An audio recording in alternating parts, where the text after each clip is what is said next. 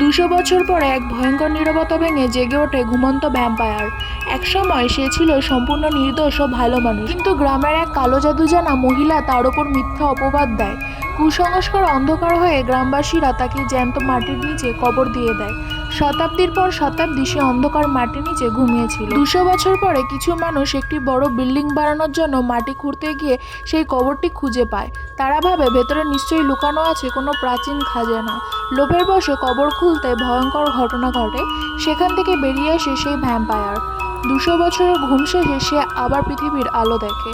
সে ফিরে আসে নিজের বাড়িতে। সেখানে এসে দেখে তার আত্মীয় স্বজন কেউ বেঁচে নেই। বর্তমানে নতুন সদস্যরা রয়েছে। সে বুঝতে পারে এরা সবাই বর্তমানে তার নতুন পরিবারের সদস্য, তাই সে তাদেরকে কিচ্ছু বলে না। হঠাৎ সে এসে দেখে দেওয়ালে তার ছবি টাঙানো। সবাই তাকে দেখে অবাক হয়ে যায়, যে হুবহু এমনই দেখতে, কিন্তু সবাই শুনেছিল সে ভ্যাম্পায়ার হয়ে গেছে। তারপরেও সে কিছু বলে না, কিন্তু প্রতিশোধ নেওয়ার জন্য এদিক ওদিক ঘুরতে থাকে এবং সেই মহিলাকে খুঁজতে থাকে।